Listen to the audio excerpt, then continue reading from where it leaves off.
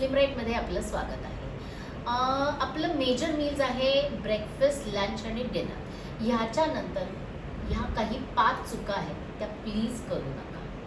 पहिली चूक काय आहे तर तुम्ही इरिटेंट्स घ्यायचे नाहीत. म्हणजे काय की चहा, कॉफी हे काही घ्यायचं नाही. याच्याने काय होतं इंटरफिअर करतं ते ॲब्झॉर्प्शनमध्ये आणि डायजेशनमध्ये, आणि ते जे तुम्ही नीट चांगलं फूड खात असाल ते तुम्हाला अंगी लागतच नाही. ओके, ते न्यूट्रिएंट्स मिळत नाहीत आणि मग तुम्ही सप्लिमेंट्स वगैरे घ्यायला लागतात. ओके, दुसरं आहे अंघोळ करायची नाही. या मेजर मील्स नंतर लगेच अंघोळीला जायचं नाही. का?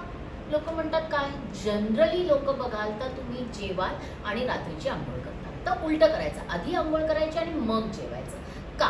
कारण आपलं जे खाल्ल्यावर जे डायजेशनला ब्लड फ्लो लागतो तो सगळा पोटाकडे गेलेला असतो आणि तुम्ही अंघोळीला गेलात तर तो स्किनमध्ये येतो, कारण तुम्ही अंघोळ करत असाल. तर ते चूक करायची नाही आणि मग परत डेफिनेटली तुम्हाला गॅस होणार, ब्लोटिंग होणार, हे सगळं होणार. तिसरा की फ्रूट्स खायचे नाही. मेजर मिस्टेक की जेवण झाल्या फ्रूट खायचं नाही. का?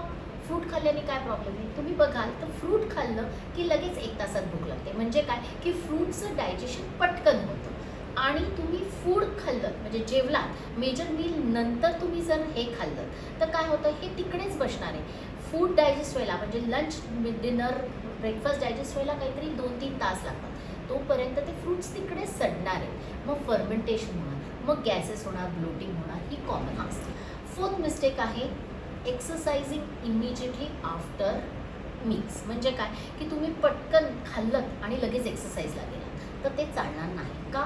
परत तुमचा तो ब्लड फ्लो कुठे असतो? खाल्ल्यानंतर पोटात ते करत असतो, डायजेशन करत असतो. तेच तुम्ही जर एक्सरसाइज करायला लागलात, बायसेप्स, ट्रायसेप्स मसलमध्ये जाणार, तिथे कॉन्सन्ट्रेशन होणार. मग ब्लड फ्लो तिकडे डिवाइड केल्यावर त्याला कळत नाही की हे डायजेस्ट करू का एक्सरसाइज करू. मग डेफिनेटली परत इनडायजेशन होणार, परत ब्लोटिंग होणार, परत गॅस होणार. आणि लास्ट इज इमिजिएटली तुम्ही झोपला तर काय होईल तर तुमचे जे काही ॲसिड्स असतात, ज्युसेस असतात, एन्झाईम्स असतात डायजेशन्सला मदत करण्यासाठी, ते काय होतात ॲसिड रिफ्लक्स होतं. म्हणजे उलटं गादीवर आडवं झोपल्यामुळे ते ॲसिड बिसिड सगळं तोंडाशी येतं.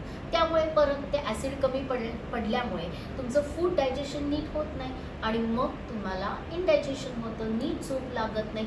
तुम्ही हे बघितलं असेल की खाल्ल्या तुम्ही झोपलात तर नीट झोपही शांत लागत नाही. त्यामुळे तुम्ही वेळ द्यायला पाहिजे की पहिले जेवल्यावर पहिले तुमचं फूड 2-3 तास डायजेस्ट होतं आहे आणि मग झोपलात तर झोप पण शांत लागेल.